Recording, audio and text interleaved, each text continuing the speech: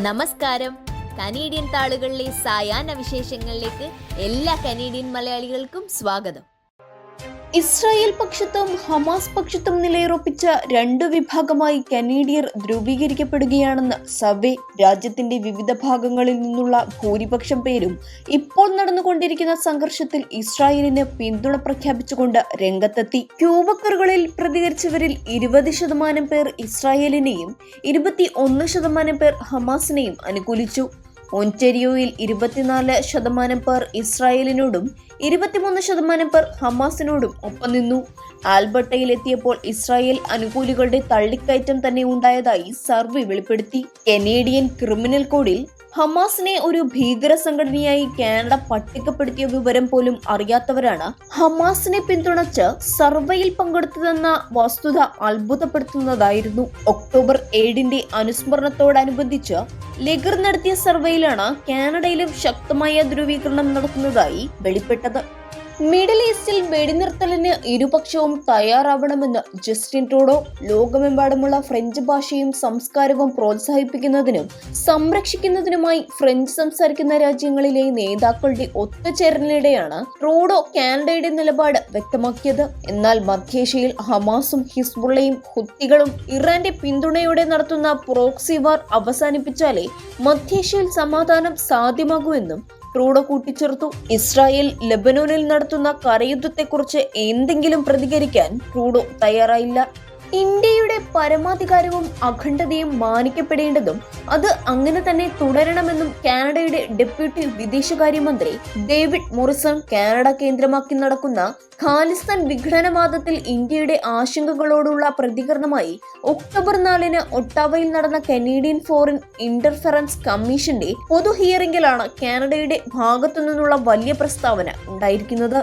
ആഗോള കത്തോലിക്ക സഭയുടെ പുതിയ 21 കർദിനാളിൽ ടൊറന്റോ ആർച്ച് ബിഷപ്പും മോൺട്രിയലിൽ ജനിച്ച 53-കാരനായ ഫ്രാൻസിസ് ലിയോ മെത്രാപ്പൊലീത്തയെയാണ് കർദിനാളായി പോപ്പ് ഫ്രാൻസിസ് ഉയർത്തിയത്. 2023 മാർച്ച് മുതൽ ഫ്രാൻസിസ് ലിയോ ടൊറന്റോ ആർച്ച് ബിഷപ്പായി സേവനമനുഷ്ഠിച്ചു വരികയായിരുന്നു. കർദിനാളിന്റെ നിയമനം ലഭിച്ചതിൽ സന്തോഷമെന്നും ഏറ്റവും എളിയവനായി ക്രിസ്തു ശുശ്രൂഷ തുടരുമെന്നും ഫ്രാൻസിസ് ലിയോ പ്രസ്താവനയിലൂടെ അറിയിച്ചു. അതേസമയം കേരളത്തിൽ നിന്നുള്ള ചങ്ങനാശ്ശേരി അതിരൂപത അംഗവും മാർപ്പാപ്പയുടെ യാത്രകളുടെ ചുമതലയുള്ള സെക്രട്ടറി ഓഫ് ദ സ്റ്റേറ്റുമായ മോൺസിഞ്ഞോർ ജോർജ് ജേക്കബ് കൂവക്കാടിനെ കർദിനാൾ സ്ഥാനത്തേക്ക് മാർപ്പാപ്പ ഉയർത്തിയത് കനേഡിയൻ മലയാളികളെ സംബന്ധിച്ചും ആഹ്ലാദം നൽകുന്ന വാർത്തയായി.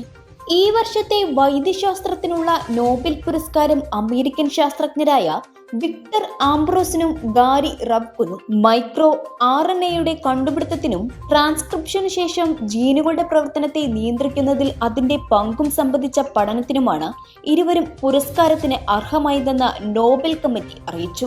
ആംബ്രോസിന്റെയും മോളിക്കുലാർ ബയോളജിസ്റ്റായ ഗാരി റബ്കുന്റെയും ഉജ്ജ്വലമായ കണ്ടെത്തൽ മനുഷ്യർ ഉൾപ്പെടെയുള്ള ബഹുകോശ ജീവികൾക്ക് അത്യന്താപേക്ഷിതമായ ജീൻ നിയന്ത്രണത്തിന്റെ തികച്ചും പുതിയ തത്വം വെളിപ്പെടുത്തിയതായി നോബൽ കമ്മിറ്റി പറഞ്ഞു.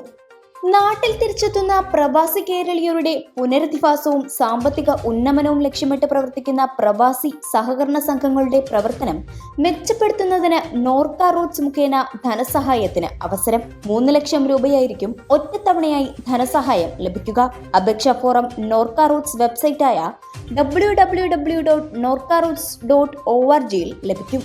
കുപ്രസിദ്ധ ഗുണ്ടാ നേതാവ് ഓം പ്രകാശിനെതിരായ ലഹരി കേസിലെ റിമാൻഡ് റിപ്പോർട്ടിൽ മലയാളം സിനിമാ താരങ്ങളുടെ പേരുകളും. നടി പ്രയാഗ മാർട്ടിനും ശ്രീനാഥ് ഭാസിയും ഓം പ്രകാശിന്റെ മുറി സന്ദർശിച്ചുവെന്നാണ് പോലീസ് റിപ്പോർട്ടിലുള്ളത്. എന്നാൽ ഓം പ്രകാശുമായി യാതൊരു ബന്ധവുമില്ലെന്ന് പ്രയാഗ മാർട്ടിൻ. ലഹരി ഉപയോഗിക്കുന്നയാളല്ല താൻ, യാതൊരു ലഹരിയും ഉപയോഗിച്ചില്ലെന്ന് പ്രയാഗ മാർട്ടിൻ പറഞ്ഞു. ഓം പ്രകാശിനെ കാണാനെത്തിയ സിനിമാ താരങ്ങളിൽ 2 പേർ എത്തിയെന്ന് പോലീസ് പറയുന്നു. ശ്രീനാഥ് ഭാസിയും നടി പ്രയാഗ മാർട്ടിനുമാണതെന്ന് പോലീസ് സ്ഥിരീകരിച്ചിട്ടുണ്ട്.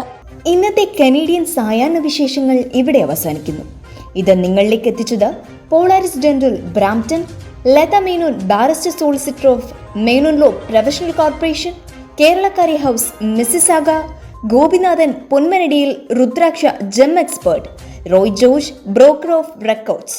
ഇവർക്കും നല്ലൊരു സായാഹ്നം നേർന്നുകൊണ്ട് കനേഡിയൻ താളുകൾക്ക് വേണ്ടി ഗാഥാപ്രകാശ്. കൂടുതൽ കനേഡിയൻ വിശേഷങ്ങൾക്കായി ഞങ്ങളുടെ യൂട്യൂബ് ചാനൽ സബ്സ്ക്രൈബ് ചെയ്യാൻ മറക്കരുത്.